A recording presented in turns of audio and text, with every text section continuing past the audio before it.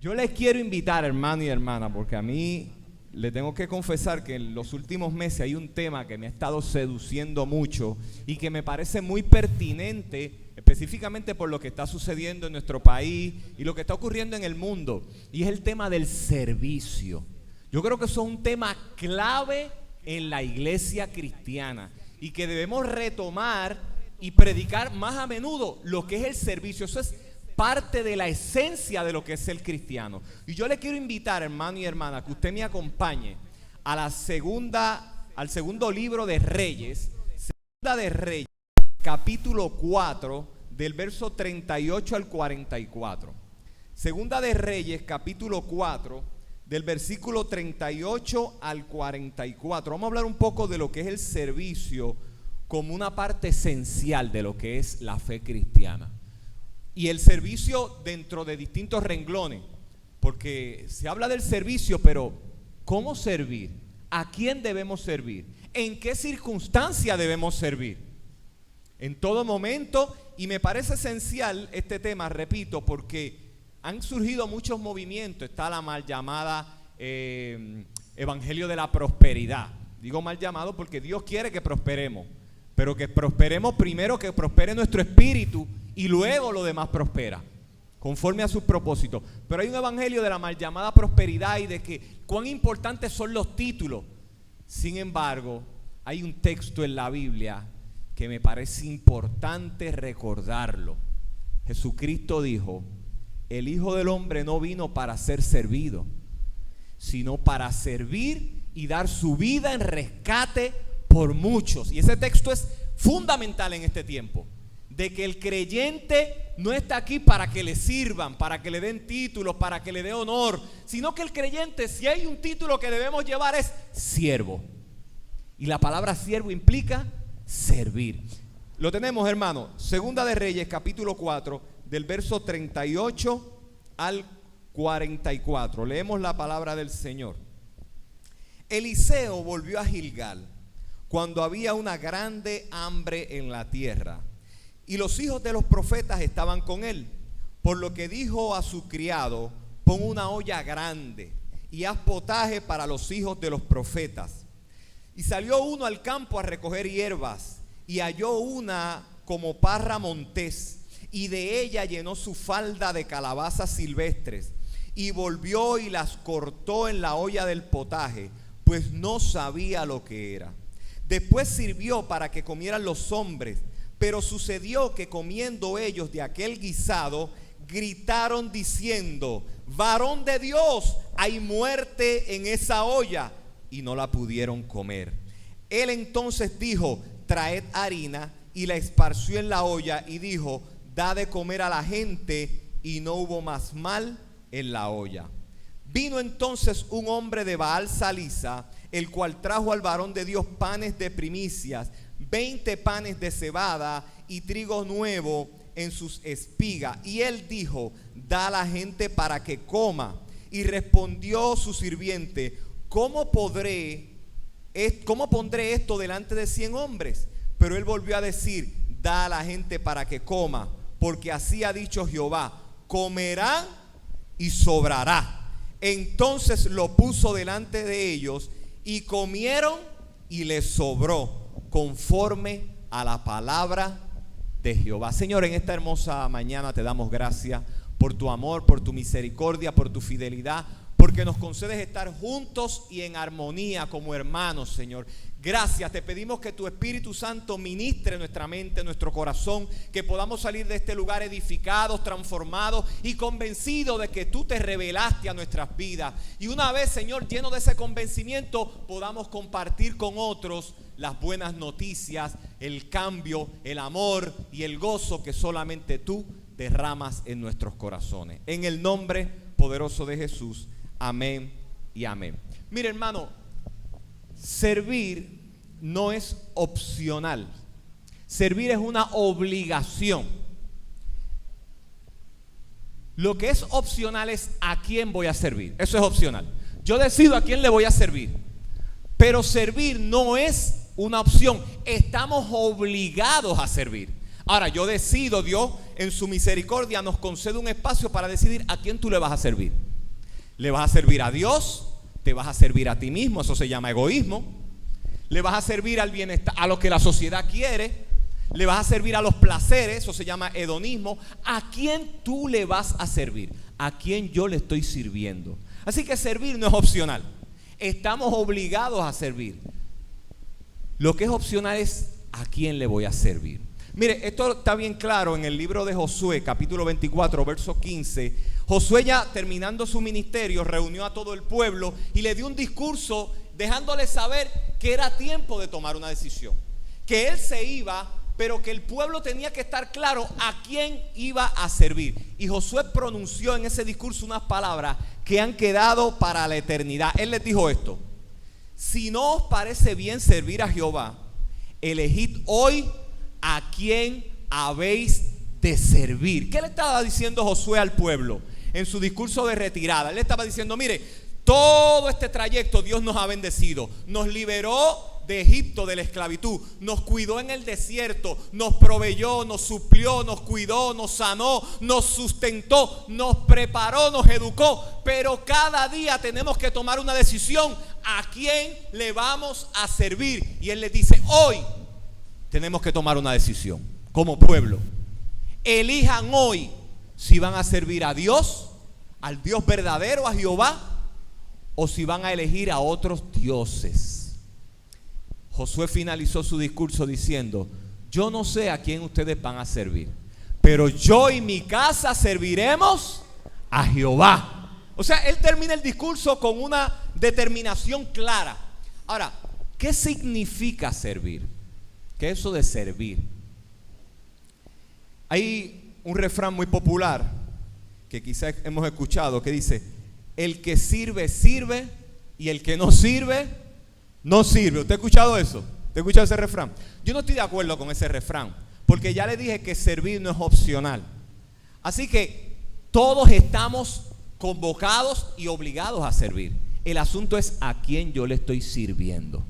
Pero la pregunta clave aquí es: ¿qué significa servir? Mire, si usted va al diccionario, usted va a encontrar varias definiciones. La primera: servir es ser útil para un fin determinado. Eso es servir. Ser útil para un fin determinado. Yo tengo problema con esa definición, porque para mí es incompleta, es ambigua. ¿Por qué? Porque si servir es ser útil para un fin determinado, el que vende drogas sirve, pero el fin para el cual sirve es egoísta y destructivo. Así que según esta definición de que servir es ser útil para un fin determinado, pues yo tengo que decir que el que vende droga está sirviendo. Pero ¿para qué fin? Para un fin dañino, destructivo, que está hundiendo a nuestra sociedad. Por eso es que esta definición me parece a mí corta. Ahora hay otra definición: que servir es trabajar para una persona. Pero la pregunta es: ¿para quién trabajo? ¿Para qué persona? Porque hay personas que son abusivas, hay personas que son opresivas, y servirle a una persona egoísta, opresiva, es meterse en serios problemas. Pero la definición que más abarcadora es y más me encantó es esta: servir es mostrar adoración, es obediencia y respeto a Dios. ¿Por qué me gustó esta definición de servicio? Porque te está explicando y nos está diciendo que servir no es simplemente hacer algo, sino que servir es adorar. Por lo tanto, en la Biblia el servicio, el término servicio es sinónimo de adoración. ¿Pero qué significa adoración? Adoración significa postrarse ante alguien, reconocer que esa persona ante el cual me estoy doblando, me estoy postrando, es más grande que yo y es digno de que yo le sirva, de que yo le adore, de que yo le honre. Por lo tanto, en esta definición que nos está diciendo que servir es adorar y es obediencia y respeto, ¿pero a quién? A Dios. ¿Y por qué es importante que explique que es a Dios? Porque como dije, si servir a una persona simplemente significa eso, pues yo puedo servir a gente que sean malévola. Hubo gente que le sirvió a Adolfo Hitler, que mandó a matar más de 6 millones de seres humanos, y le servían a una persona. Pero aquí te está diciendo que servir es adorar a Dios. ¿Y por qué es importante reconocer eso? Porque nuestro Dios es un Dios de amor.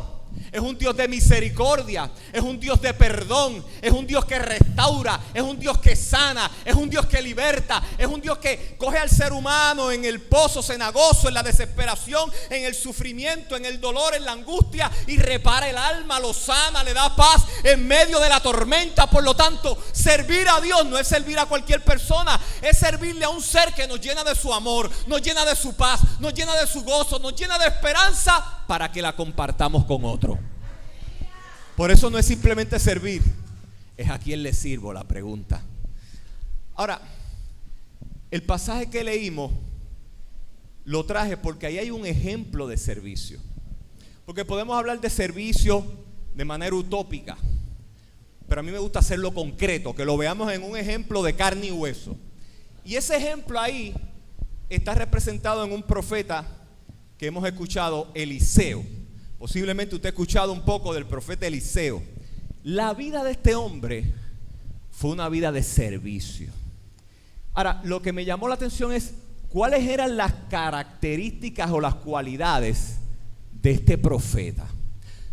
Yo después le invito a que con calma en su casa usted lea el capítulo 4. Yo leí una parte de ese capítulo, pero en su casa léalo con calma, porque ahí hay unos ejemplos de servicio bien importantes. Y específicamente tiene como protagonista a Eliseo, pero la pregunta aquí clave es: ¿quién fue Eliseo? ¿Quién era este señor llamado Eliseo? Primero, Eliseo fue un hombre que Dios escogió.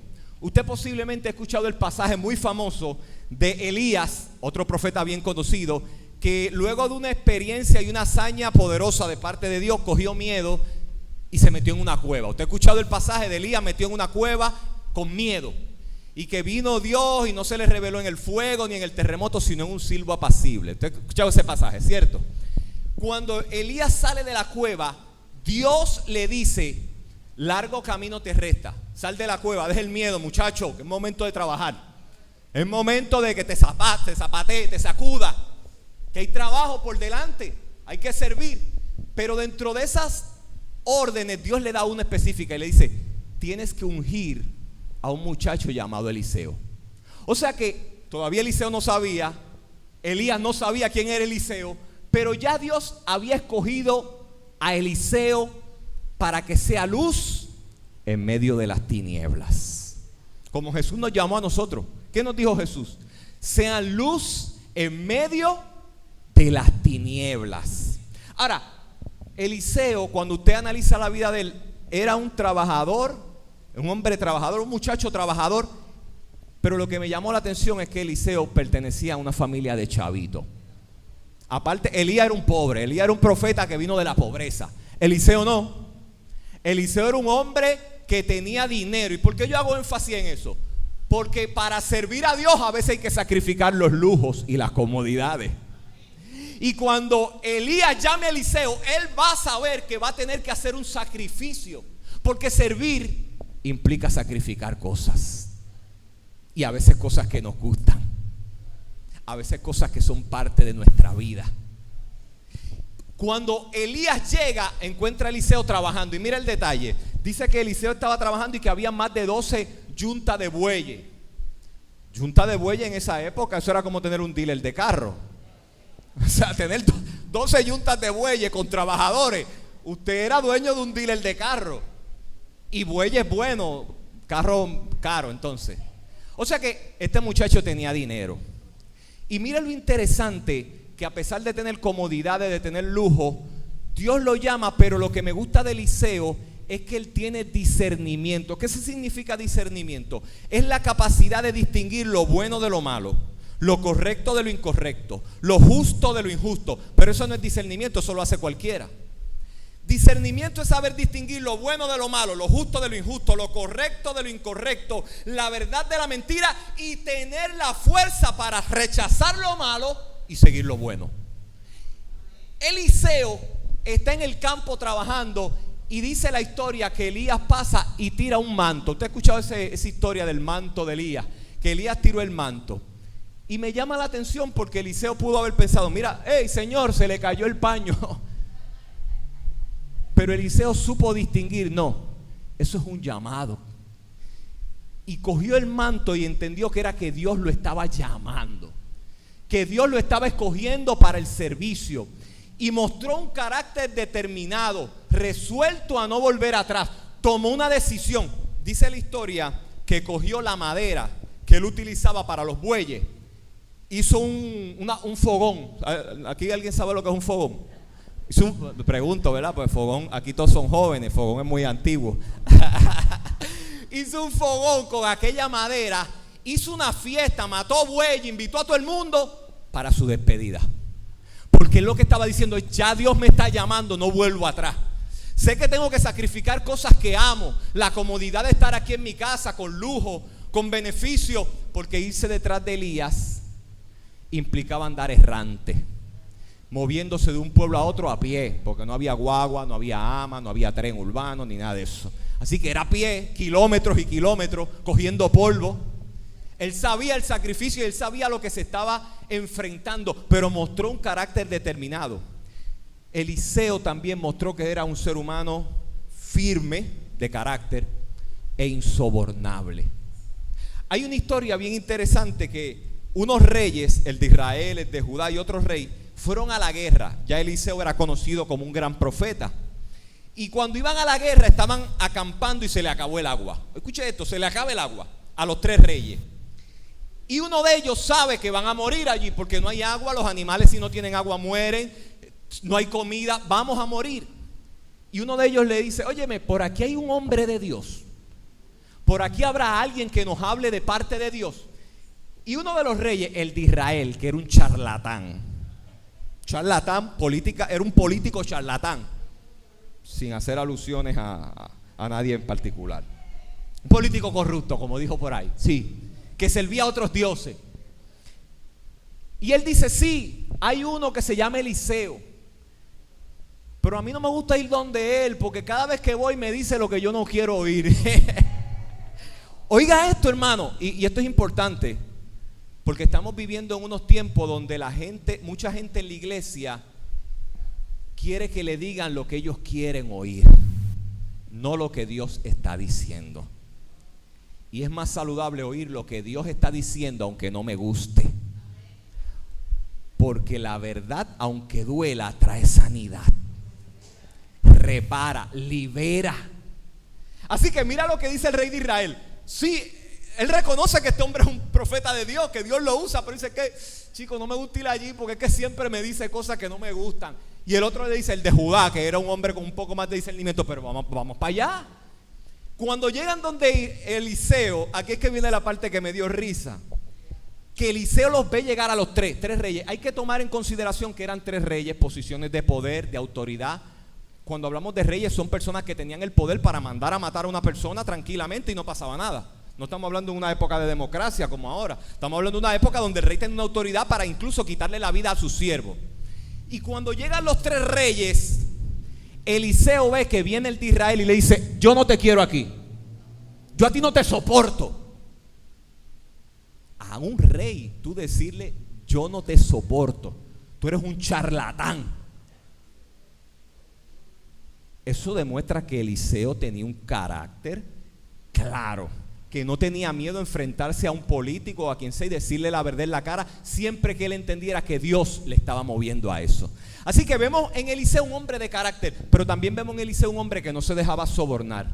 Usted conoce la historia de Naamán. Naamán era un hombre, un militar, un grande de un ejército que le dio lepra. Y le hablaron del profeta Eliseo, y cuando fue, usted sabe, lo mandó al río, usted sabe esa historia, y se sanó de la lepra. Y Naamán, en agradecimiento, atención a este punto, le hizo un montón de regalos a Eliseo. Le dijo: mira, te traje todo este regalo. Regalos caros, hermano. Estamos hablando que el hombre tenía mucho billete. Y Eliseo le dijo: no quiero nada de ti. ¿Por qué Eliseo hizo eso? ¿Por qué Eliseo rechaza los regalos caros, el dinero que este hombre le está ofreciendo en agradecimiento? Porque Naamán estaba agradecido porque había recibido sanidad. Pero el mensaje de Eliseo era el siguiente: los milagros de Dios, la misericordia de Dios no se compran. El amor de Dios no está en venta. Dios da su amor gratis, Dios da su misericordia gratis, y no hay nada que tú y yo tengamos para que podamos tener o abrazar o conseguir el favor y la misericordia de Dios. La gracia de Dios es gratis para todo aquel que abre su brazo y le dice: Señor, te necesito. El mensaje de Eliseo era claro: con Dios no se juega, a Dios no se puede sobornar. Dios lo que hace, lo hace por amor. Así que en esos textos podemos ver un poquito de quién era este hombre. Era una persona fiel a su llamado y con una gran sensibilidad hacia los demás. Mire, hermano y hermana, es muy fácil servir a los que nos sirven. Eso es fácil. Servirle a aquel que nos sirve a nosotros, ayudar al que nos ayuda. Es muy fácil servir a las personas que sabemos que pueden retribuir nuestros servicios. Es fácil servirle a aquel que sabemos que después va a quedar en deuda con nosotros y que tiene cómo pagarnos la deuda, que después me puede devolver el favor. A esa persona es muy fácil servir. Pero Jesús nos recuerda algo muy importante en el servicio. Él dice que nuestra mano izquierda no debe enterarse lo que hace nuestra mano derecha. Él dice que servir al que no me puede pagar, que le sirvamos al que no me puede pagar, porque esa recompensa viene de Dios. Y servir a los que no nos caen tan bien. Ese es el mensaje de Cristo. Sirve al enemigo, al que te hace la vida imposible, al que te tiene la vida hecha cuadrito. A ese sírvele, a los samaritanos de la vida. Por eso él trajo la parábola del buen samaritano. Sírvele al samaritano de la vida, al que nadie quiere ver, al que nadie quiere abrazar, al que nadie quiere ayudar, al que es considerado un desecho social. Por eso me parece tan y tan importante la cocina de amor.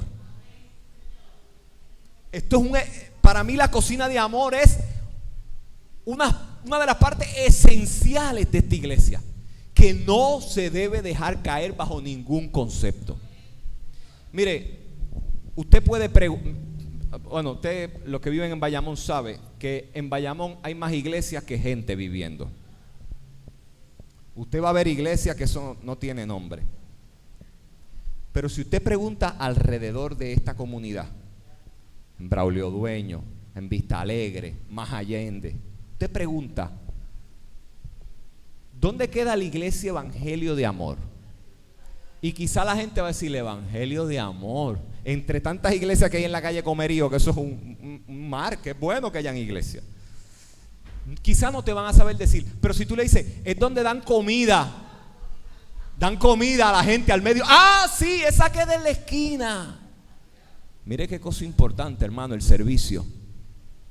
Esta iglesia es identificada por el servicio más que por el nombre. ¡Wow! Es impactante, hermano. Nadie quizá no recuerde en Evangelio de Amor, pero van a recordar que hay un Evangelio de Amor porque había una iglesia que tenía una cocina que le preparaba alimentos cada día a los que muchos en esta sociedad consideran que son desechados. Y no es una iglesia que tenga 1 millón de personas. Es una iglesia pequeña, pero que rinde un servicio muy grande, que otras iglesias muy grandes no lo pueden hacer o no lo quieren hacer. Mire qué cosa interesante es el servicio, que no depende de la multitud, no depende de tener mucho o tener poco. Depende de un corazón agradecido que reconoce que Dios le ha servido sin merecerlo y quiere compartir con otros ese servicio. Así que no es simplemente servir, es entender a quién le estoy sirviendo. Este capítulo 4, hermano, tiene unos ejemplos de servicio extraordinarios. Yo quiero compartir brevemente con ustedes unos que me llamaron la atención. Primero, este capítulo 4 nos invita a servir al que está angustiado, al quebrantado. La palabra angustiado no es simplemente al que está sufriendo. Cualquiera de nosotros en múltiples momentos de nuestra vida sufre. Angustia es un sufrimiento que ha ido desarrollando raíz y que se ha convertido en algo tan profundo que muchas veces genera incluso síntomas fisiológicos. El que está en angustia no puede dormir bien.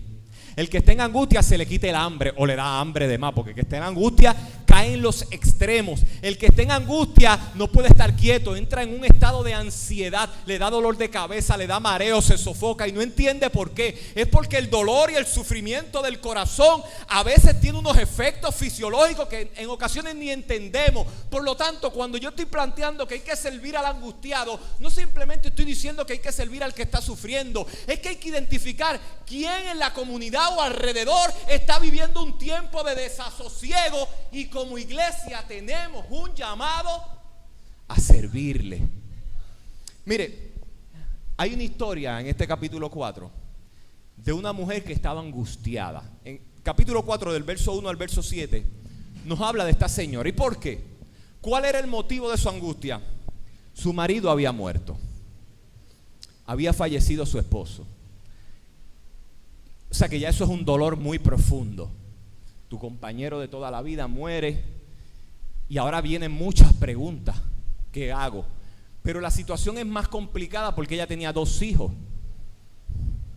Y es más complicada aún porque en esta época la mujer no trabajaba para obtener dinero. Trabajaba pero no se le pagaba. O sea que ella no tenía posibilidad de cómo sostener a su familia. Así que adicional al sufrimiento de perder a su esposo, ahora viene otro problema, el económico. ¿Cómo voy a mantener a mis 2 hijos? ¿Qué voy a hacer con mi familia? Pero el asunto se agrava porque un día llegó alguien a la puerta, Tete, y le tocó. Y cuando ella le preguntó, ¿quién es usted? Él le dijo, mira, tu esposo me debe dinero. Llegó el cobrador. Y entonces yo necesito que tú me pagues. Si tú no me pagas, me voy a llevar a tus 2 hijos como esclavo. En esta época le invito a leer un libro de Paul Copeland que se titula ¿Es Dios un Dios moral? Léalo, porque él explica la esclavitud en esta época. La esclavitud en esta época no tiene que ver nada con lo racial como en América. La esclavitud se daba por 2 razones fundamentales: por guerra o por deuda. ¿Ok? Así que en este caso era por deuda. Había una deuda y él le está diciendo, me tienen que pagar o me llevo a tus 2 hijos como esclavos para que trabajen por mí, en lo que la deuda queda salda. Así que esta mujer, tras que está sufriendo porque el marido lo acaba de perder, tiene una crisis económica, está en quiebra, está desesperada porque ahora está pensando, me van a quitar a lo único que tengo, lo único que me queda, mis 2 hijos me lo van a quitar, ¿qué voy a hacer? Tomó una decisión, buscó al profeta, a Eliseo, se encontró con él y le dijo esto: mi esposo le servía a Dios, profeta. Murió y le contó toda su historia.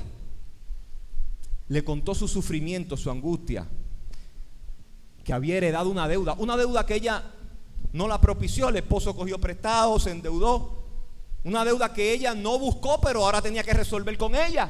Como en el caso nuestro, una deuda de más de $72 mil millones.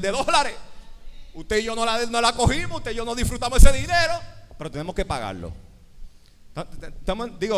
Hay claro unas diferencias, ¿verdad? Hay unas diferencias. El esposo posiblemente cogió prestado para poder sostener a su familia. En el caso nuestro, los políticos cogieron prestado no para sostener a nuestra familia. Hay otros motivos, pero no voy a entrar en eso, ¿verdad? Porque a Justin le gustan estos temas políticos, pero y yo sé que algunos más, pero sigo aquí. Traigo el ejemplo para que vea que al pasar de los tiempos, las decisiones que tomamos los seres humanos tienen implicaciones parecidas, ¿ok? Porque no hay nada nuevo debajo del sol, dice la Biblia. Dios todo lo conoce. Ahora mire esto: el acreedor amenaza con quitarle a sus hijos y ella se encuentra con el profeta. El profeta es símbolo de la iglesia, de lo que debe hacer la iglesia. Él representa a la iglesia. Y la pregunta de Eliseo a esta mujer que está en angustia me encantó. Él le dice, ¿qué puedo hacer por ti? Wow, qué clase de pregunta. ¿Qué yo puedo hacer por ti? ¿Y sabe lo que ocurrió con esta mujer? Pasó de estar en la quiebra a convertirse en una empresaria. Usted sabe ese texto donde dice que Eliseo le dice, busca vasija, y empezó a surgir aceite, y ella empezó a vender aceite, ella y sus hijos. Terminaron teniendo un negocio de aceite, porque hubo provisión en medio de su crisis. ¿Pero por qué hubo provisión? Porque hubo alguien que le sirvió. Ella supo a dónde ir en medio de mi angustia a buscar ayuda y socorro. Voy a donde Dios, y Dios siempre provee. Mire, yo tengo un amigo muy querido muy querido, muy cercano. Este muchacho acababa de graduarse de la Universidad Sagrado Corazón. Emprendedor, trabajador, recién casado.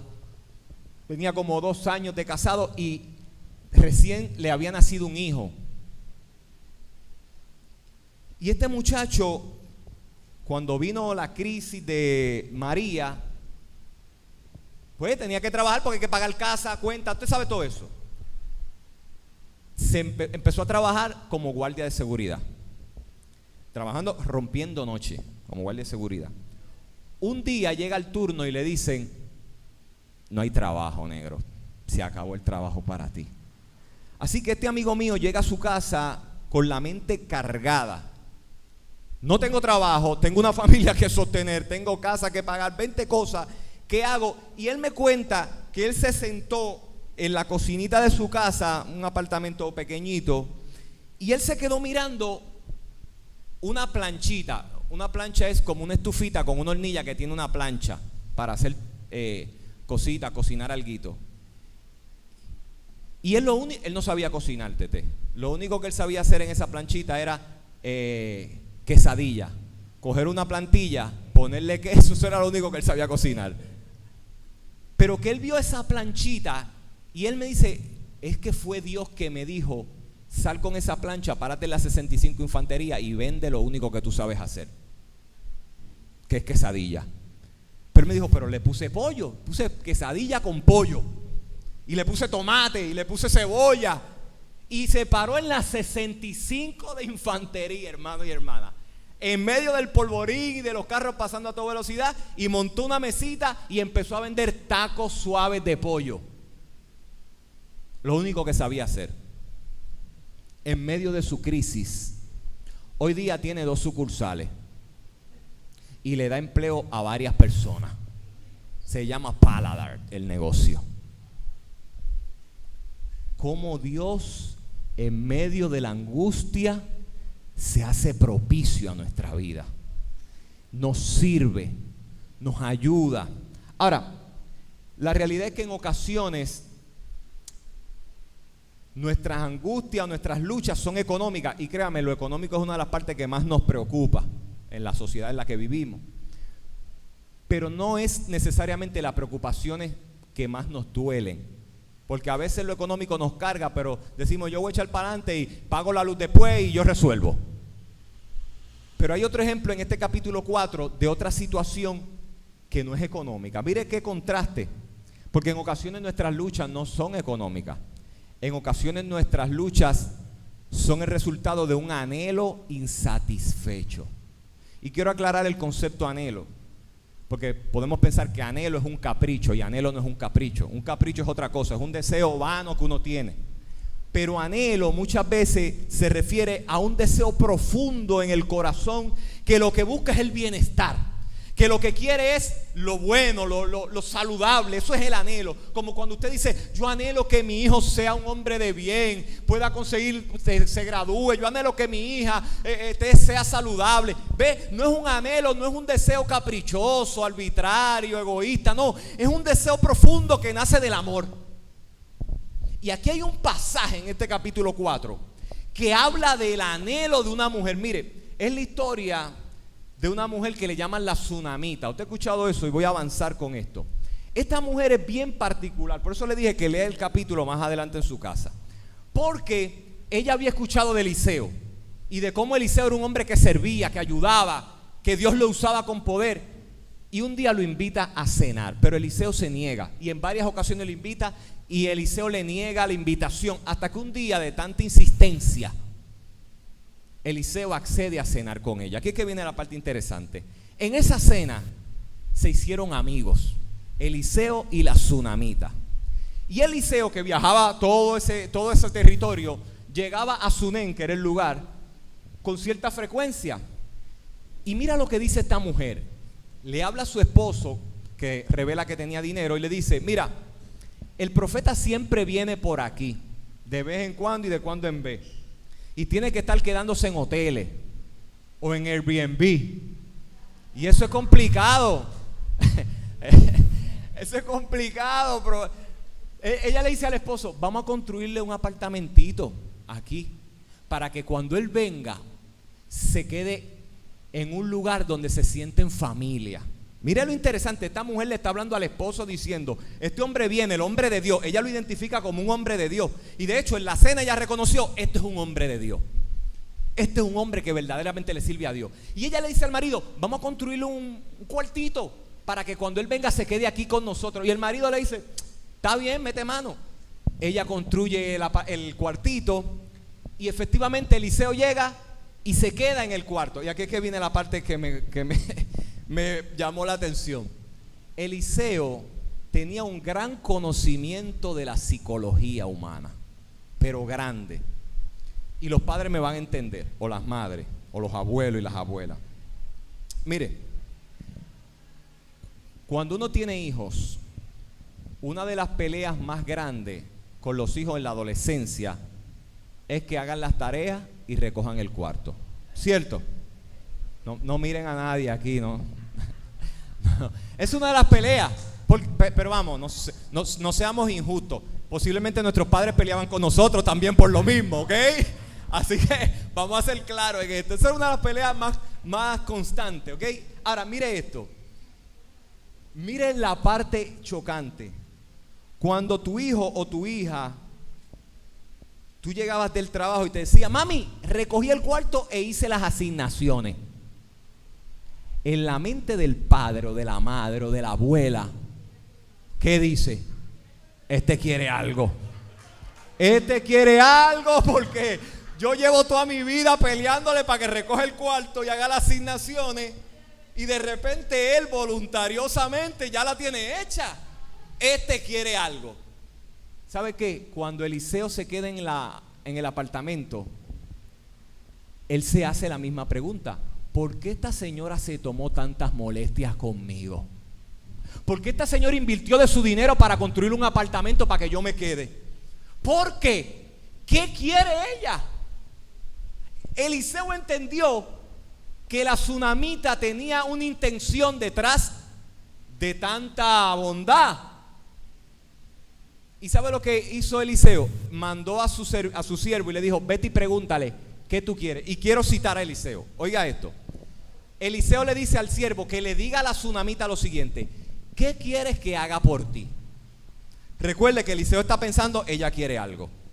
Esta mujer se tomó molestias conmigo, invirtió de su dinero, de su tiempo, para construirme un apartamento a mí, que vengo de vez en cuando por aquí. ¿Qué quiere ella? Y le dice al siervo, pregúntale, ¿qué quieres que haga por ti? Otra pregunta, ¿necesitas que hable por ti al rey? Oiga lo que Eliseo le está diciendo. Eliseo le está diciendo, yo tengo conexiones con el rey. ¿Qué es lo que tú quieres? ¿Que yo hable con el rey a tu favor? Pero le hace otra pregunta.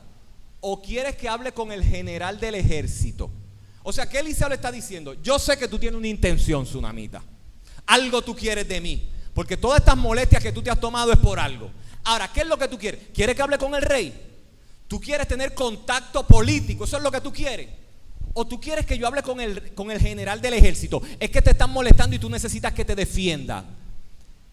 Y la respuesta de ella fue impresionante. Duré como 4 días tratando de entender esta respuesta. Ella le dijo esto: yo habito en medio de mi pueblo. ¿What? ¿Qué? Eliseo le está preguntando, ¿qué tú quieres que haga por ti? Que hable con el rey, que hable con el general del ejército. Y la respuesta de ella es: dile a Eliseo que yo habito en medio de mi pueblo.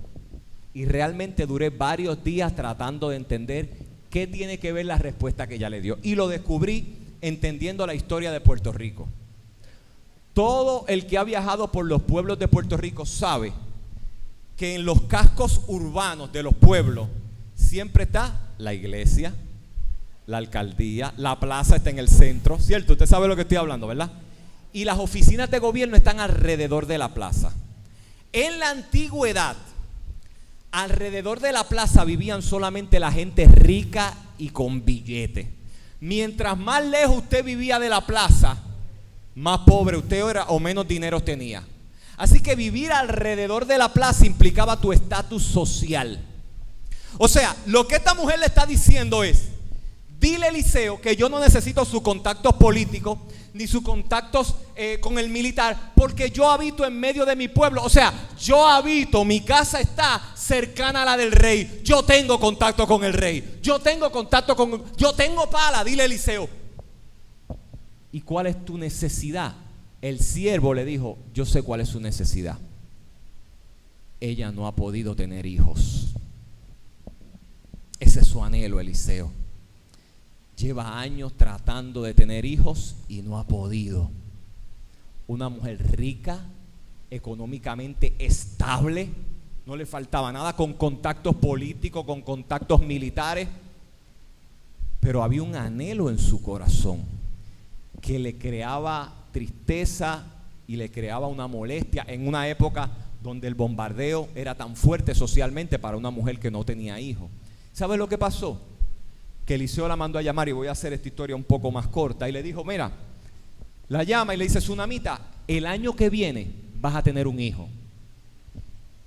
Y a mí esta señora realmente me deja me deja boquiabierto la reacción de ella, porque en vez de ponerse a celebrar, wow, de verdad Dios te lo dijo, ¿sabe lo que ella le dice al profeta? Le dice, ¿sabes qué? No juegues conmigo, no relajes conmigo, profeta. No me desilusiones más, profeta. ¿Por qué ella responde así? ¿Por qué cuando el profeta le dice el año que viene vas a tener un hijo, en lugar de celebrar, reacciona de una manera de que increpa al profeta y le dice, no me cojas de tonta? Porque esta mujer ya había sido desilusionada. Porque esta mujer en el pasado posiblemente había hecho todo lo posible y había ido a cuanto profeta había, tratando de que le digan o le concedan ese anhelo, y todos le habían dicho que sí, que sí, que sí. A la hora de la verdad no. Y ahora cuando Eliseo le dice, vas a tener un hijo el año que viene, ella le dice, ya yo estoy cansada de las desilusiones. Yo estoy cansada de que me digan una cosa y termine siendo otra. Estoy cansada de estar frustrada por esto. No me cojas de tonta, profeta, que esto me duele, que esto es importante para mí. ¿Y sabe qué? Que cuando Dios habla se cumple. Ella quedó embarazada y creció el niño. Imagínese esto, hijo único, de unos padres que llevaban años tratando de tener hijos, y Dios se lo concede. Lo que quiero que usted entienda es el cuidado que esta mujer debió tener con este hijo. Era algo especial para ella. Llevaba ya aproximadamente 12 años ese niño criado, un adolescente ya. Y un día se fue a trabajar con el papá al campo. Y trabajando en el campo, le dio un dolor de cabeza. Y le dice al papá, papi, me duele la cabeza. Y el papá hizo lo que hacemos muchos hombres. Vete y habla con tu mamá, le dijo. Es cierto, eso fue lo que le dijo. Y ¿sabes qué? El niño llega donde la mamá, mire, yo quiero que usted se imagine este drama. Y la mamá lo ve enfermo y se lo acuesta en la falda, aquí en las piernas. Y empieza a consolarlo, lo que hacen las madres, tranquilo mi amor, que esto se te va a pasar. Y mientras lo consuela, a su hijo, un regalo de Dios, que ya llevaba 12 años apegado a él, dándole amor. Este era la luz de ese hogar. Él era la alegría de ese hogar. Y en sus piernas el niño murió. El hijo que Dios le había dado se le murió. Esta mujer se levanta y el marido dice, ¿para dónde tú vas? Y ella le responde, paz. Y llega donde el profeta, y cuando va de camino, que está llegando donde está el profeta, Eliseo la ve y le dice al siervo, vete y pregúntale si está bien su esposo, si está bien su hijo, si está bien ella. 3 preguntas importantísimas, pero no hay tiempo para analizarlas. Cuando llega allí, el siervo le dice, ¿está bien tu esposo? ¿Estás bien tú? ¿Estás bien tu hijo? Y sabe la respuesta de esta mujer, que va desesperada sabiendo que su hijo está muerto, acostado en la cama. Le dice, paz, y sigue para adelante. Y cuando llega donde el profeta, se tira a los pies del profeta y empieza a llorar.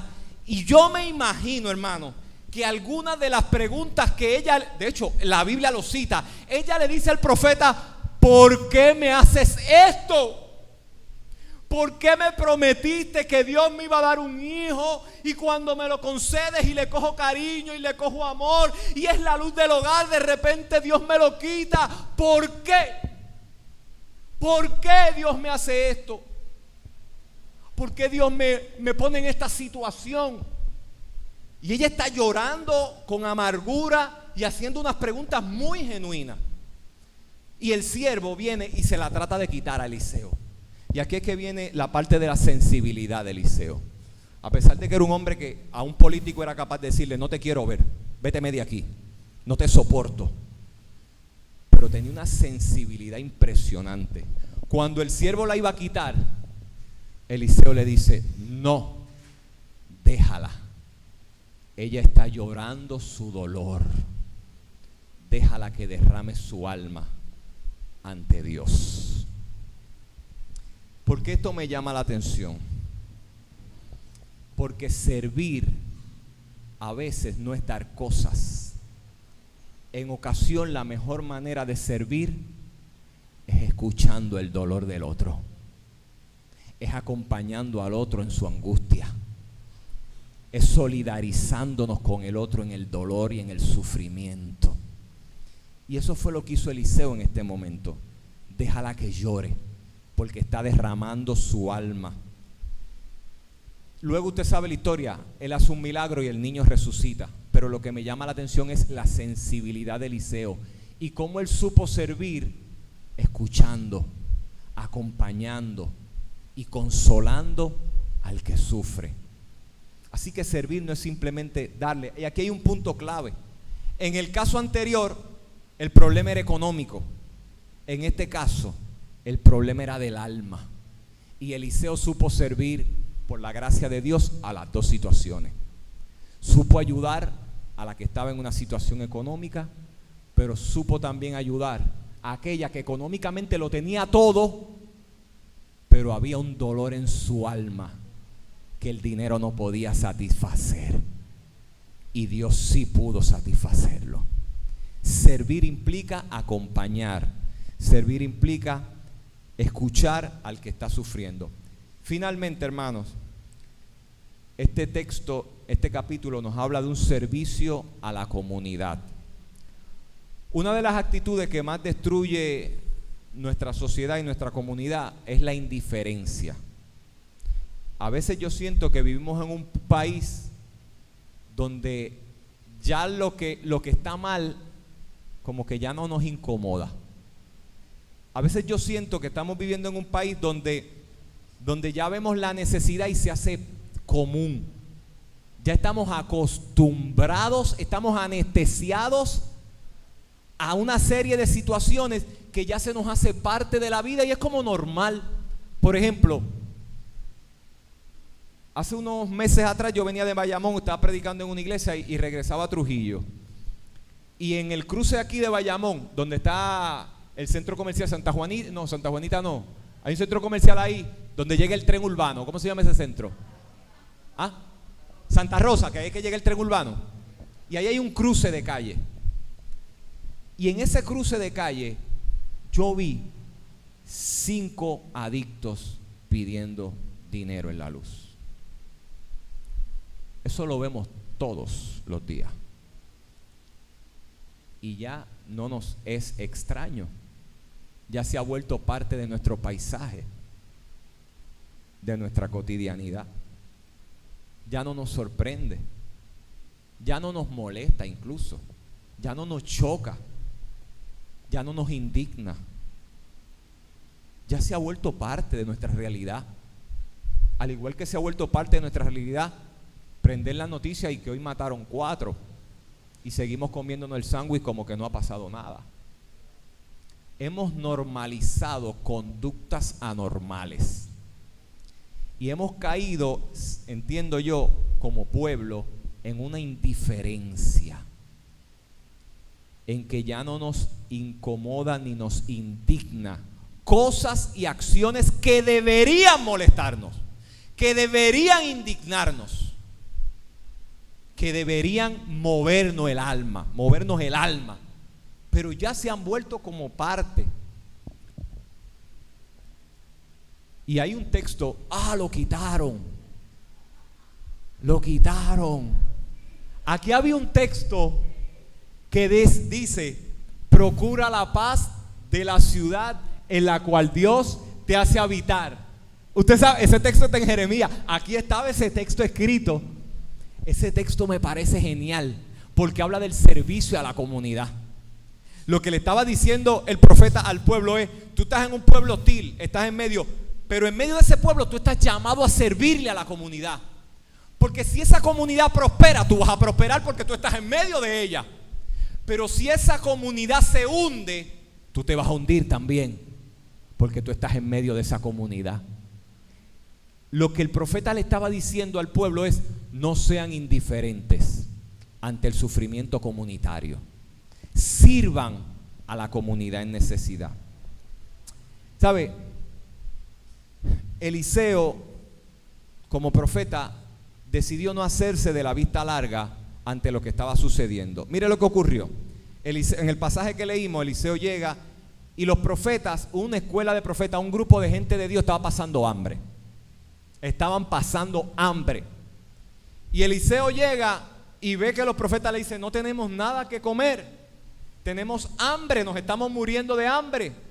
Y Eliseo, que traía comida, le dice a su siervo, y esta es la parte que me parece genial: cocina para ellos. Pon la olla. Ellos andaban con una olla. Pon la olla y empieza a cocinar. ¿De dónde? Si no había comida, los profetas le dijeron: aquí no hay nada, estamos muriéndonos de hambre, no hay nada que comer. Porque Eliseo había traído comida. Recuerde que Eliseo iba de pueblo en pueblo y sacó de la comida que él tenía para compartirla con la comunidad. De lo que él tenía, compartió. Y usted escuchó el texto, que algunos decían: pero es que no va a alcanzar la comida, son muchos y la comida es poca. Y el profeta le dijo: no, sirve que va a sobrar. Yo no sé si usted recuerda un texto que está en el capítulo 6 de Juan, donde Jesús está en un monte dando una predicación y hay una multitud enorme. Y uno de los discípulos dice: mira, manda que la gente se vaya, porque no hay nada de comer, aquí no hay colmado, no hay nada para comprar comida. Y hay mucha gente. Y Jesús le dice: pero denles de comer. Y él le dice: pero ¿de dónde le vamos a dar de comer si no tenemos? Y dice: pero hay un nene, hay un niño que tiene unos panes y unos pocos peces. Y Jesús le dice: pues manda a la gente a sentar. Pero es que eso no va a alcanzar. Y lo leo: aquí está un muchacho, le dice el discípulo, que tiene 5 panes de cebada y 2 pececillos. Más, ¿qué es esto para tanta gente? Y Jesús le dice: manda que la gente se siente. Y oiga lo que ocurrió, el verso 12. Y cuando se hubieron saciado, todo el mundo comió. Dijo a sus discípulos: recoged los pedazos que sobraron para que no se pierda nada. O sea, aquellos 5 panes de aquel muchacho y 2 peces, Dios hizo un milagro que usted y yo conocemos como la multiplicación de los panes y los peces para alimentar a una multitud enorme. Este texto es bien parecido a lo que leímos del profeta Eliseo. Gente con hambre, la comida no alcanza, pero sobró. Ahora, cuando uno lee este pasaje, uno dice: wow, mira cómo Dios multiplicó la comida. Realmente eso a mí no me sorprende, hermano, porque hay algo imposible para Dios. Jesús es capaz de hacer eso y mucho más. Así que cuando yo leo este pasaje de este niño que trae los panes y los peces y alimenta a una multitud de más de 5,000, a mí no me sorprende el milagro, porque Cristo es Dios y para Él eso no es imposible, eso es una bobería comparado a su poder.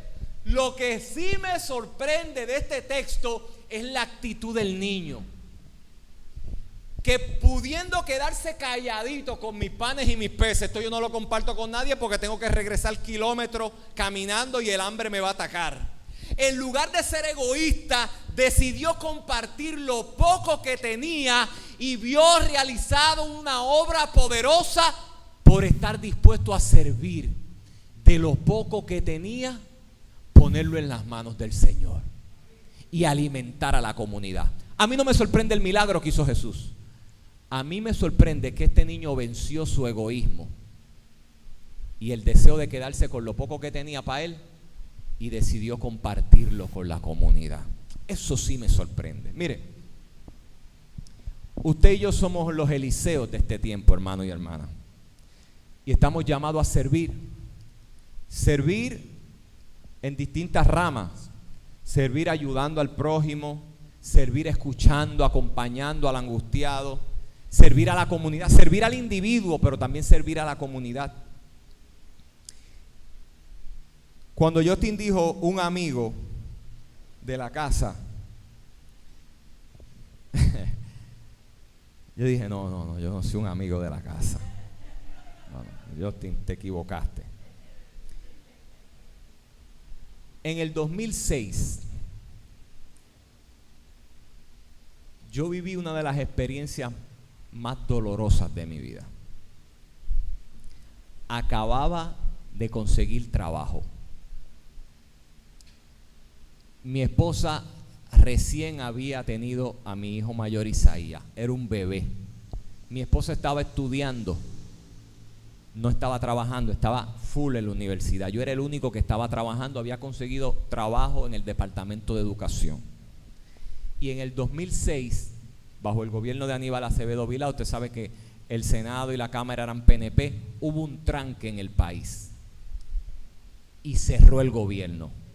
Y nos quedamos sin trabajo miles de personas en este país. Yo acababa de mudarme a un apartamento. Y cuando firmé el contrato con la señora, eso es un apartamento en La Cumbre, aquí en el área de San Juan, en la parte de arriba. Cuando iba a firmar el contrato con la señora, ella me dijo estas palabras. Mira, yo soy viuda, me dijo. Y lo que recibo de seguro social es una porquería. Apenas me alcanza para comer. Así, y yo tomo muchos medicamentos. Así que yo dependo de esta renta. O sea, ella no me dijo más nada, pero lo que me estaba diciendo es, págame a tiempo, caballo. Porque este dinero yo no lo uso para viajar y janguear. Este dinero es el que me resuelve la vida. No me queden mal, era lo que ella me estaba diciendo. No me dijo más nada, pero con lo que me dijo, yo entendí el mensaje clarito. Cuando me quedé sin trabajo, lo primero que me vino a la mente fue el mensaje que ella me dio. Yo dije, wow, ¿y cómo yo le voy a pagar la renta a esta señora? No me preocupaba ni la comida, porque en casa de mi mamá yo sé que iba a conseguir comida. O en casa de mi suegra yo sé que iba a haber conseguir comida. Realmente lo que más me preocupó fue pagar la renta, porque esta señora me había dicho, yo necesito de esto, yo dependo de esto. Y yo estaba agobiado, hermano. Bueno, los que saben un poco, cogí me prestaron 100 pesos y compré una mesa y me fui para la plaza del mercado. A las 3 de la mañana compré plátano, tomate y monté un negocio de venta de vianda en medio de la calle. Mire si yo no sabía de negocio, que monté una mesa de vianda, de vender vianda, hermano, frente a un cementerio, en una calle donde los carros no se podían parar porque no había paseo. Mire si yo no sabía de negocio, mire si mi desesperación era grande, que por buscar dinero para resolver esto, compré vianda a las 3 de la mañana. Yo estaba en la plaza del mercado con mi carro lleno de plátano y monté la mesa allí y me tuve que mover del lugar porque ningún muerto se levantó, no me compraron. Nadie se levantó. Me moví de lugar. Jessy en un momento me ayudó. Me moví de lugar, cambié la posición y allí me fue un poquito mejor. Pero lo que me llama la atención es que una noche yo llegué a casa reventado. Yo me tenía que levantar a las 2 y pico de la mañana todos los días para ir a la plaza de mercado, porque si usted va a la plaza de mercado a las 4 de la mañana, ya lo que queda es lo que todo el mundo dejó. Si usted quiere conseguir productos buenos, hay que madrugar de verdad. Así que había que madrugar y yo llegaba reventado, lleno de polvo. Imagínate, el negocio estaba en la calle. Ese es el polvorín que yo cogía los carros y la peste a humo. Yo empezaba animado a las 7 de la mañana y ya a las 9 yo estaba así como una vela apagándome y lleno de polvo. Eso no estaba fácil. Ay, Dios mío. Y llegué a la casa aquella noche, pero con la cabeza volviéndome loco. Y mire si estaba preocupado, que me senté en el balconcito con un montón de mosquitos. Usted sabe cuando uno está en una situación que la mente está tan cargada que ya a ti no te importa si los mosquitos te pican. Ya ni lo siente. Así estaba. Era como un zombie. Y estaba allí sentado y yo lo que estaba pensando, Dios mío, ¿cómo voy a resolver esto? Y los mosquitos me estaban picando y realmente yo lo que estaba era turbado. Y vi aparecer a Justin, el pastor, con 2 funditas. Wow. ¿Qué pasa, Pai? Así mismo fue. ¿Qué pasa, Pai? Y me dejó 2 funditas. Pero no fueron las funditas, hermano. Es que se sentó conmigo allí con los mosquitos y me escuchó. Y me abrió un espacio para que yo soltara toda la frustración, el dolor, la impotencia que tenía en mi mente, que me estaba volviendo loco. Se sentó y me escuchó y me acompañó en mi proceso. Eso es servir. Eso fue lo que hizo Eliseo con la viuda, con la otra señora, con el grupo de profetas. Le llevó algo material, pero les acompañó, les escuchó, les abrazó y estuvo presente en el momento difícil. ¿A quién estamos sirviendo? Esa es la pregunta. Como iglesia, como individuo, como cristiano, estoy mirando a mi alrededor el sufrimiento, el dolor. Estoy mirando la necesidad que tiene la gente que me rodea, mi familia, mi comunidad, mis compañeros y compañeras de trabajo. ¿Yo lo estoy mirando o he caído en la indiferencia, en que ya es normal? Yo lo estoy mirando. Y si lo estoy mirando, si estoy viendo la necesidad, ¿qué estoy haciendo? ¿Qué estoy haciendo? Como cristiano, que estoy llamado a servir y no a ser servido. Fíjate, hay un texto en la Biblia que me encanta. Pablo dice: primero sirvamos a los de la casa y luego alrededor. A veces queremos ir de viaje misionero al mundo, pero a nuestro alrededor hay tanta necesidad y nos hacemos de la vista larga. Por eso Pablo dice: primero sirvan a los de la casa y luego te extiendes.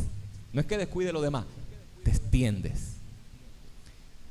Mi invitación, hermano, en esta mañana todavía es que como iglesia debemos seguir sirviendo, que no nos cansemos de hacer el bien, que a su tiempo recogeremos los frutos, que no nos cansemos de venir a la cocina de amor, que no nos cansemos de ver al necesitado y sentir el dolor del necesitado, que no nos cansemos de ver el dolor a nuestro alrededor y verlo como normal, sino que oremos por ello. Y me encanta lo que Margie y Fifo llevan años haciendo en su casa. El culto de oración es un espacio para escuchar el dolor de los hermanos. Es un espacio para acompañar al hermano en oración, en acompañamiento. Así que esta iglesia, hermano, aunque no es multitudinaria, realiza una labor encomiable, profunda y que ha dejado un impacto que usted y yo no tenemos ni idea de la trascendencia de esta congregación en todo Bayamón, donde usted puede irse a distancia y preguntar: ¿cuál es la iglesia que sirve comida al necesitado? Y te van a decir: esa está en la esquina de la calle Comerío. Ese impacto no lo podemos dejar morir. Hay que sostenerlo, porque es un servicio a la comunidad, es un servicio al individuo. Aquí hay muchos hombres y mujeres que antes anduvieron errantes, sin rumbo, y hoy día son hombres y mujeres de bien, de provecho, gracias a la cocina de amor. que no solamente le dio un plato de comida, los llevó a un hogar, oró por ellos, se compartió una palabra de esperanza en esa cocinita pequeña. No nos cansemos de servir, hermano. Estamos llamados a servir. Señor, te damos gracias en esta hora por tu amor y tu misericordia, por tu fidelidad y por tu llamado de que como discípulos tuyos, como siervos tuyos, estamos llamados a servir, estamos llamados a mirar el dolor, la angustia y ser un instrumento de bendición donde quiera que tú nos has puesto, en el trabajo, en nuestros hogares, con nuestra familia, en nuestra comunidad eclesial, Señor amado, en nuestra comunidad allí donde vivimos, en nuestra sociedad. Nosotros estamos llamados a ser luz y sal. Permite, Dios, que como iglesia podamos ser fiel a ese llamado y que podamos servirte a ti por encima de todas las cosas, y que en nuestro corazón no anide la indiferencia, que en su lugar, en nuestro corazón, anide tu amor, tu misericordia y tu gracia, para poder compartirla en un país que tanto necesita de tu amor, de tu misericordia y de tu gracia. Gracias, Dios, por permitirme llegar aquí y compartir con mis hermanos este mensaje que tú has puesto en mi alma. En el nombre de Jesús, amén. Que el Señor les continúe bendiciendo.